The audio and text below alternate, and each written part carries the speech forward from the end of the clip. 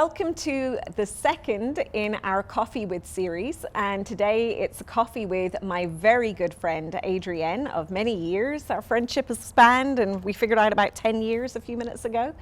And just to give you a little bit of context as to where we're at today, it's the 11th of February 2022. So we have the University of Lethbridge, which we can just see from the window behind us. Those folks, the faculty, are out on a strike. We have the Coutts border with the truckers convoy, and it's Black History Month, hence why I'm meeting to talk with Adrienne. But also, there's something a little bit positive to look forward to. It's Valentine's Day on Monday, and I'm just going to welcome you warmly to have a conversation with Adrienne, who's going to start off by telling us about her origin story, and specifically Geraldine and Bill, who I've yet to meet, and one day I look forward to meeting them, hopefully this summer. Yeah. Your mum and dad, based down in Southern California, is where you come from. Right, so I'm from Sacramento, California. There you go. Moved here in 2003 to Lethbridge, so. And your mum and dad have a really interesting story because they grew up in a time in America that had massive change when we think of Black History Month. Right, so they were youth in probably the 60s. They both were from different areas. So my dad was from the South, Louisiana, and my mom was from the North in Chicago. So they saw a tremendous amount of change and when they were young adults. So segregation was going on when they were in high school, even just the whole atmosphere of the US with Jim Crow laws still in effect. So it was a big difference in time than now, obviously. Yeah.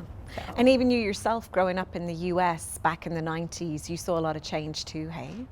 So I'll tell you a little bit about myself from a little kid. I grew up on a military base, and so for me a military base was like utopia. So we were surrounded by people of different colors, nationalities. So I always grew up around a very diverse population, which was lovely. So I never looked at people to say, oh, they're different, they're a different color. It just wasn't a thing, which was amazing. It was beautiful. However, I think that it also kind of put me behind understanding like race in general. My parents did always tell us growing up that there would be people that might not like us because we were Black, and I thought, well, that's really stupid, but she wanted to prepare us for that reality. And honestly, I didn't really have that reality or shock until I was probably about 13, when we did move off the base and we were just put in the general Sacramento area and Rancho Cordova. It was the first time I actually experienced racism, blatant racism, and I was shocked because I couldn't believe that people didn't like me because I was Black. Like that was shocking for me. It just shocked my world, and so that growing up in military base I think was a wonderful thing, but it also left me a little bit naive. Growing up in the 90s, you saw Rodney King, and I think for my generation or people that were my age at the time, it was shocking. I mean, we've heard about, the civil rights movement, race riots, those kind of things that have happened, but to actually experience it firsthand, I wasn't down in LA, but it was the first time that it was all over the news and I could feel division amongst myself and some of my friends. That division piece is really interesting because it's a conversation that you and I come back to on a regular basis, whether it be in Stella's Diner over breakfast, whether it be on a Friday evening over drinks. I know we've talked about it a lot. And my role as an equity, diversity and inclusion strategist is to really see how we can mend that division. And how are you feeling about things right now? Just the climate that we're in, and as we have often said, the division that we sometimes feel could be avoided. Well, I think right now there's a lot of division in the world in general. If it comes to race or with the COVID restrictions, there's been so much change and I would say hate in the world in the last several years. And so I think that division has just created so much discourse amongst people. And I think we can't have conversations. Like, before I could sit down and have a conversation doesn't mean I have to agree with you, but as a person, I think we could have a conversation. Now, I feel like no one's talking and everyone has already staked their grounds and they're on one side or another, and there's no one coming to the table to actually have the conversations. Because I think if we did, we would find that there's still maybe a lot in common that we have, and that we could build from that and come to a resolution faster than everyone just being on opposite sides. Yeah, it does feel like opposite sides some days, doesn't it? Yeah. Is there anything that you think has added to that or really propel that forwards? Well, I mean, I watch the news. I think we all watch the news. I think media doesn't help. But I honestly think that if we stopped and really thought about, I love that person. Do I care about that person? Because I think if you truly loved someone else, you could actually stop for a second. I'm not saying you're going to agree with anything that they say, but I think if you can bring in that love for each other as human beings, that it opens up a little bit more of the conversation where we're not rigid with each other, where we're like, I'm not going to talk to that person. They are on that side. I just think that is the key to it, for me anyways. I'm talking for myself, but to really look at that person with love and understanding doesn't mean you have to agree, but I think once you have a little bit of understanding, possibly the conversation can flow a little bit better. Yeah, absolutely. So we've often talked about your experience of coming to Southern Alberta 18 years ago. And even for me coming 14 years ago, I found Lethbridge to be a very monocultural place to be. And when we first gravitated to each other, it was because we were from away. We were those outsiders. So what's been your experience as you've seen our city just evolve for inclusion and just our understanding of culture? Well, I mean, first of all, it's nice to see so much diversity. When I first moved here, it was the first time I had been in a space where it was the majority was one culture. It was shocking. I did not like it at all. I thought, oh boy, this is interesting. Yeah. And it was also interesting that people automatically assumed that I was from somewhere else, or that I was from a recent immigrant. They just made a lot of assumptions about me before talking to me. I love the fact that I can walk down the street now and I see beautiful people of all different colors, all different nationalities, from all different places. You can hear different languages being spoken. Yeah. And even when I became a citizen of Canada here in Lethbridge, we did the ceremony, the citizenship ceremony, and I think there were people from at least 50 to 60 different countries in that small group. Right. So that's amazing to me that Lethbridge has grown and is very diverse now. So I appreciate that. And I think that we still have a long ways to go in regards to having the faculty represent the community that we live in. So we still are working on that, I suppose. Yeah, that's such a good point, Hey. And I know we've had lengthy conversations at certain points around that diversity not necessarily being reflected in leadership or senior leadership and how that impacts things on the ground as well, right? So we were talking the other day, we had another friend with us for lunch, another woman who's a woman of color, and she was talking about just those perceptions in the workplace of individuals, and we got talking about how Black women, when they stand up for themselves or when they assert an opinion, are often called aggressive, and those microaggressions that happen.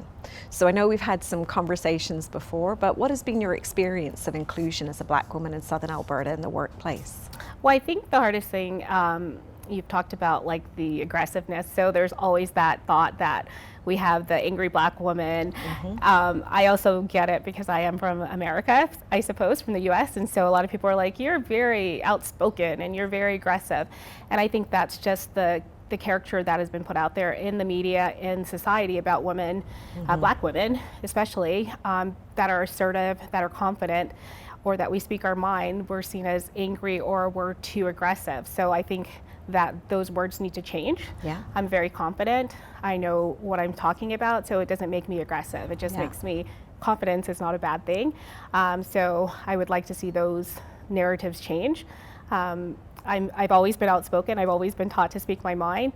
And I think that in organizations, we do need more people that do speak up and are confident, because in certain situations, that's a great thing to have someone that's confident and that's not afraid to speak their mind. So I'd love to see that change. I've been told I'm standoffish, which I suppose I could be sometimes, but I don't think it's a bad thing. But I find that when things are said towards Black women, it's always seen as a negative and not a positive, like a positive adjective about me. So I don't like those sayings. Or,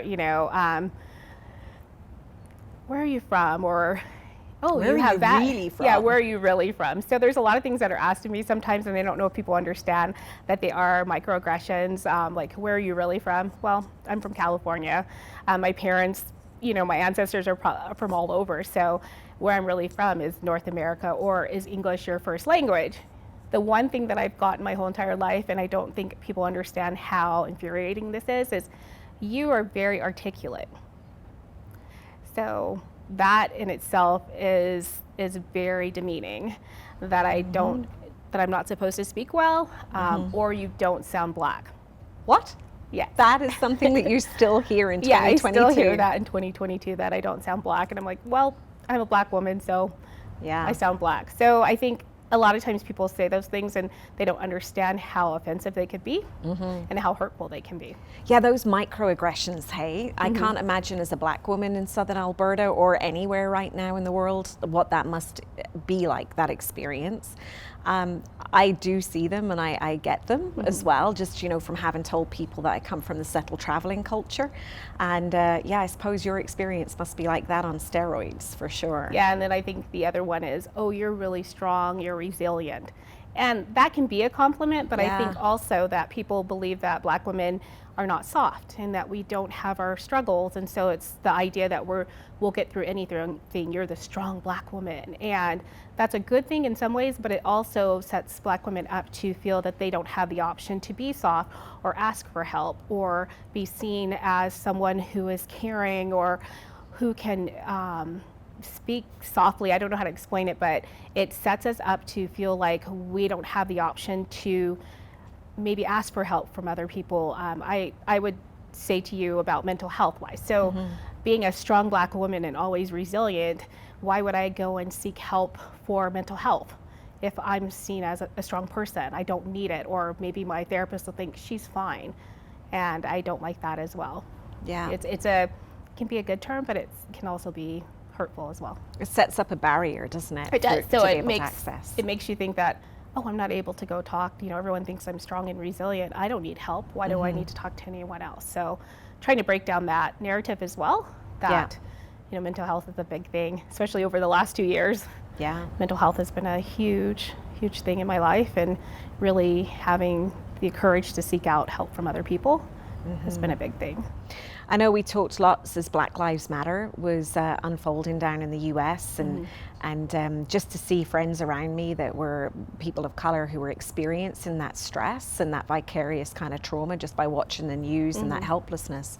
Was that something that you also found impacted you, just being away from home but also looking in at the US and what was going on there?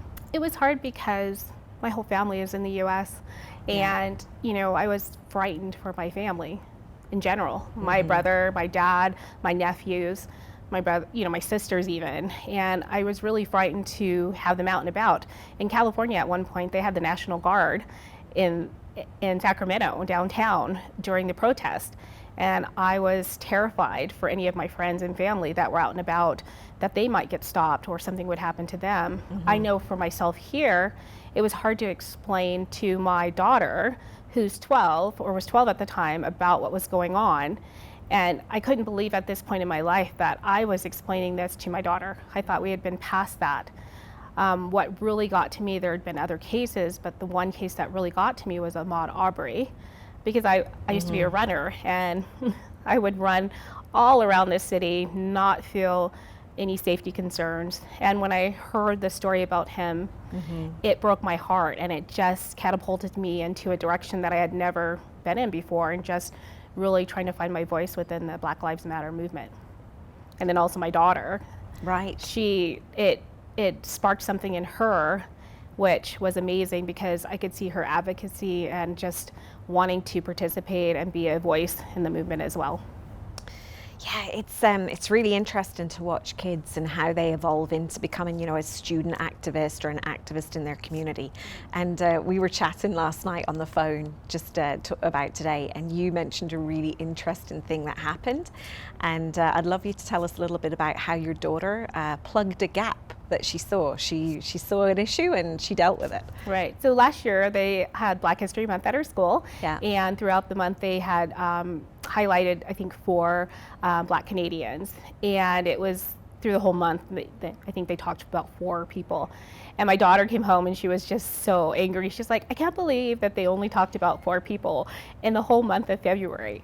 And she was just very, very angry. And I said, well, maybe you should write a letter and talk about how you were disappointed, and then also offer some solutions that you think would be good. So she took the time to write her principal and tell him how she thought it should be, how it should look like. So every week or every day they would talk about a different Black Canadian or Black American, and go through Black history that way. So her principal thanked her for her letter. He responded and said, yes, I'd like you to spearhead the committee along with the teachers. So this year at her school, she's actually participating in Black History Month by doing an announcement, I think 2 or 3 times a week. Nice. Talking about Black Canadians, so that her whole school will hear it. So yeah, there's far more than just 4 Black people to represent Black excellence. Right, and even, and like she said, even talking about 3 to 4 a week is still not enough, but I appreciate that her school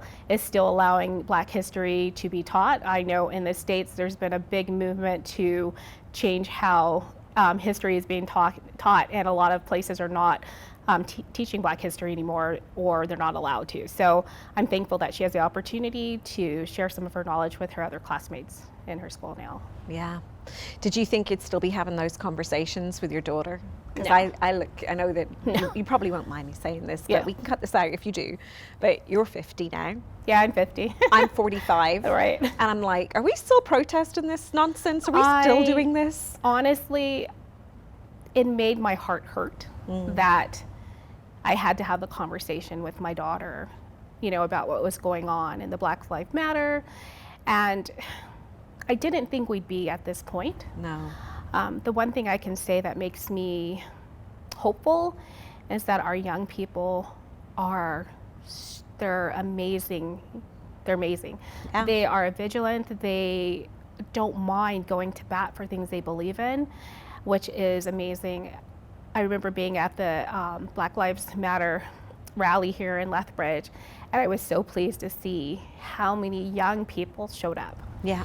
And just their passion, and it's not just performative, their activism, they want to change things. So I appreciate it that it's not, oh, I'm gonna do this while the spotlight's on me, talk about Black Lives Matter, or want to change things. It's an ongoing thing. And for them, it's a all or nothing. It's not like, oh, I'm gonna pretend, or I'll do this for this month.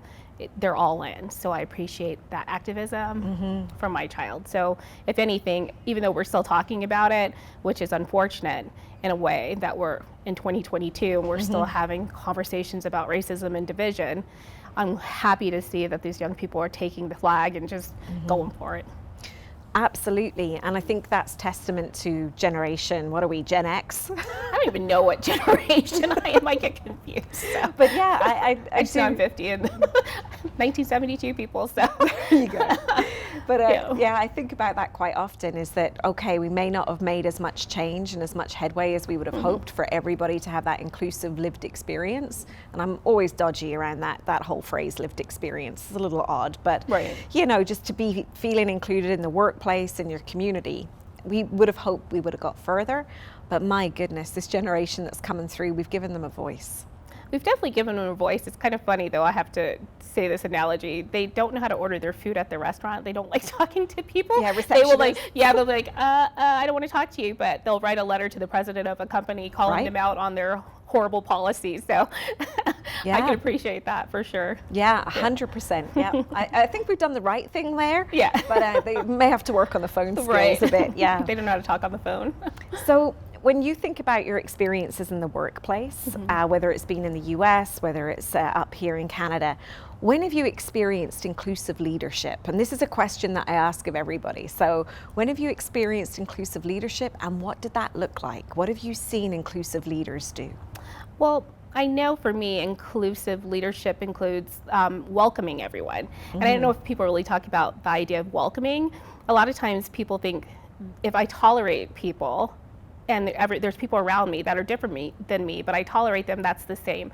And it really isn't, because when people feel welcomed into an organization, they feel welcome to be themselves, and they understand that their ideas will be considered, or at least heard. Yeah. When people are tolerated, you can all of us know what it feels like to be tolerated. So I think that throughout my working life, I've been in spaces where I've been tolerated a lot.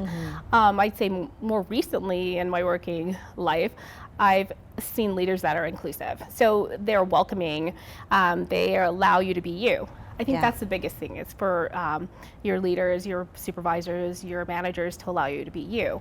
My mom always told me, if you look around and everyone looks like you or believes like you, then there's a problem. And I think we still have a far ways to go in that regards in any workplace, is to look for diversity, because there is a lot of diversity in our community. Maybe not as far as the color of skin goes, but in ideas. So I think there's an opportunity to invite people to the table that have different ideas, thoughts, and have a conversation and together come up with a solution that works for everyone. I think what happens a lot of times is we shut down who's at the table. And so the ideas that come out are the same. So I don't know if you've been in an organization before where people are like, we've always done it that way. 100%. That's not a good, that's not a good thing. So whenever I hear that term, we've always done it that way, it kind of triggers me to think, uh-oh, there needs to be some change happening. Yeah. Because that means that we've sought out people that have the same opinion, who do things exactly the same way, who are not open to changing thought processes or maybe a different idea or way of doing things. So I think communities in general, or work employers in general here, have a long ways to go. I think that's all over, but just here in Alberta, I think that we need to have different people at the table and make decisions and come up with ideas. With meaningful engagement, hey? Not just, you know, the tokenism that we can see sometimes, No, but and actually I think, genuine invites. Yeah, like invite, because I know when I feel welcomed at a table. And that when I sit at a table and we're having discussions, that I can feel free to express my opinion. I won't be judged, or I won't be criticized for what I'm saying. Written off as aggressive. Right, and so, you know, I think I've experienced that recently, which I appreciate, like, to be able to just speak my mind. Obviously, you want to know who's at your table as well, but I've been invited to a lot more tables now as I've gotten older, I think. Is that as you've gotten older, or do you think the world has shifted and changed to understand the value that those voices bring? I think the world is shifting to understand there is value to have different voices at a table, different opinions. Just because me and you don't agree on something doesn't mean we dislike each other, that we're far off from each other. You know, we've all walked in different shoes, so, but to have that discussion, again, you can sometimes find where you have commonalities, and that you're not as far off as you may think. Yeah, and often people, and I've found this lately, often people are saying the same thing, but just in different ways, but don't realize they're saying the same thing. Right. I remember having a conversation with somebody about COVID and vaccine mandates, etc. Highly controversial topic. We were saying the same thing, but we couldn't hear each other because the emotion was just there, you know? So I think we're getting better, some of us in the middle of things are getting better at identifying that, but it's still a work in progress for sure. I think we all need to stop and listen. Yeah. We're all ready to like say what we want to say. Like, I'm talking to you, but I'm already like, I already know what I'm going to tell Michelle. I already know what I'm going to say, instead of truly just listening. Because again, like you said, we are saying the exact same thing sometimes, just differently. And if you take the time to listen to one another, I think that helps. I always say that you can't truly hate something that you love. That's lovely. Right. So if you love someone, if you truly love something, I don't believe you can hate them. I think you can have a discourse with them, but I don't think hatred is part of that. And maybe I'm wrong, that's just me talking, but when I look at people, even though I may not agree with them, I first start with, I love them as a human being. And why did they come to this reality? And I try to understand, why is their reality so different than mine? It doesn't mean I'm gonna, at the end of the conversation, agree with one thing that they say, but I can look at them from a humanity perspective and say, okay, this person is on this planet as well. They're put here for a reason. So why did they come to that? And to value them for that, right? Just, I'm finding at the moment that I hear equity, diversity, and inclusion coming out of certain quarters, but they're the same quarters that will then, you know, dismiss somebody that might have a view about the trucker convoy, or a view about a protest at the U of L, or whatever the case is. And ultimately, for me, when I think about inclusion, inclusion is inclusion. it doesn't matter what their perspective is, they still deserve civility and they still deserve respect. Because once you start excluding people, it's not inclusion. No. And so I think that sometimes it's hard for people to understand, like, why is this person that absolutely believes something I don't at the table? Because they're included. That's inclusion. That's what inclusion looks like, to have equal access to things. Does not mean that we, again, all have to agree, but equal access. Yeah. I'm afraid sometimes that diversity, inclusion, and equity, is going to become these buzzwords, and people are not really considering what it really entails. That's my fear sometimes about the whole movement. Oh, 100%. All these companies are coming up with their officers that, diversity and inclusion officers, and I'm thinking, are we turning that into a buzzword, and are we all really willing to do the work that it entails? Oh, it feels like you've been in my head. I know I've not seen you for a while, but it feels like you're right in my head right now. My answer to that, and it's not even an answer, I suppose it's my formation of thoughts over the last few weeks, is I think we are dangerously close to just espousal of those principles, those values. And it comes down to every interaction we have with another individual. And I think doing this role, I've had to become so aware of what am I putting into the system? How am I changing the system? And I wonder if folks that are very passionate about equity, diversity, and inclusion sometimes self-check with that question. Because I want to sit down with you, whether you be a trucker and you're beeping your horn, whether you be a nurse in the ICU, whether you be an individual that's a private individual that has opinions on both sides. I think coming from the northwest of Ireland, where people have so much violence around ideology, you learn that you got to look at the human first and start with the human, and then that way, if you break bread with them, if you sit and have a coffee with them, like you say, it's very hard to hate at the point where you get to see the human. You might not have to agree. But I think folks in the EDI space, whether it be social workers, teachers, whoever, have to actually walk that walk every day themselves and think about what am I putting out into the system. It takes a lot. It takes a lot of courage to walk in that space and truly check yourself. And I think it's a daily conversation you have with yourself to say, am I really espousing the ideas of diversity, equity, and inclusion? I think that for organizations, it's one thing to say we support or have a mandate in place, but are we expecting our employees to really hold to these values? And really talk about what does it look like to offer more spaces where more people can come to the table, open spaces, and have those conversations. And I think that's the bigger work that employees, organizations have to do, is look at the current mandates they have, and then how do we expand those? How do we open it up even more?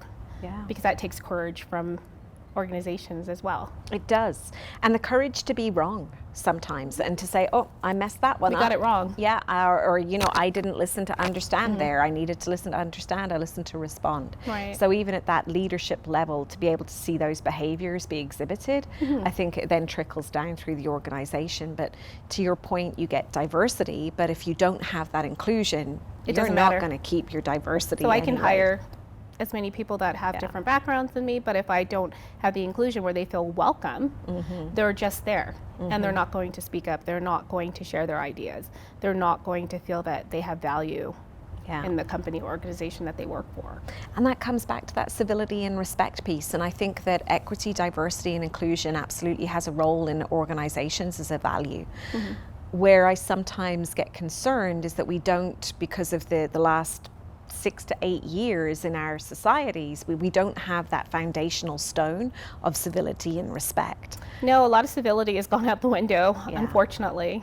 And I think that makes me sad. Again, I remember debating people about different things, and I know that there are some things that people are like, they're not debatable. And I can agree on that in some sense, but again, I think that civility needs to be brought back. I think that conversations need to be brought back. It doesn't mean that we're all going to have a kumbaya moment and hold hands and skip out of the room, because I've had conversations with people, and at the end of the day, we still don't agree, but we were able to have a conversation. And I know that that's hard. It's hard to have conversations with people that you might absolutely find that you despise, right, at the beginning. But I think for me anyways, when I've approached it with the thought of, okay, it's not even a curiosity. I can't say it's curiosity, but it's just that I'm going to listen. I'm going to try to hear what they're saying instead of already have a thought in my head where I'm going to say, this is why you shouldn't feel this way. Like, already have my thought or my response already organized. So I really appreciate your point about having those tough conversations and maybe leaning into them rather than shutting them down.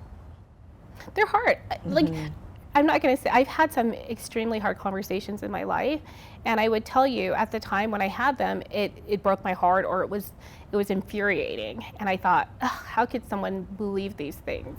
I remember a long time ago, I'll give you an example. I had a boyfriend that his family was not happy that he was dating me because I'm black and he was white, and that conversation was very difficult, and I thought, they're just ridiculous. But after I had the conversation with them, of course I left. I was still mad, but it was like, they were raised that way. It's not an excuse, but I could see, like, okay, that's their point of view. Doesn't mean I have to agree with it, but it opened me up to say that, there's a lot of people out there that believe those things.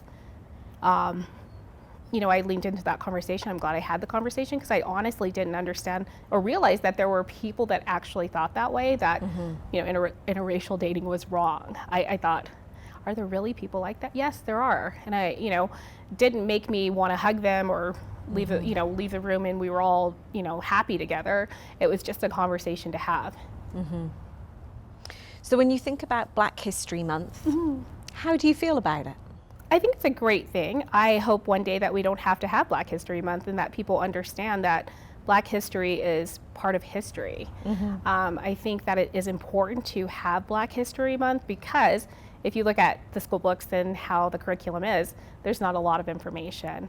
I think, unfortunately, a lot of Black history, how we teach it in schools, centers around slavery. It doesn't center... Deficit focused. Right, and it doesn't center around the innovation and the amazing things that Black Canadians and Black Americans have done, and our resilience and our glorious attitudes and those things. So I think it's important to teach it, but I hope one day that we don't have to separate it out and say, this is Black History Month. No, it's just part of history. It's in the history books that everyone understands this is an important part of who we are.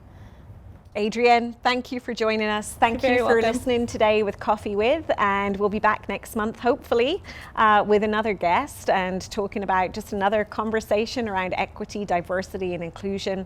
Be safe, be well, and most of all, be kind. Thank you.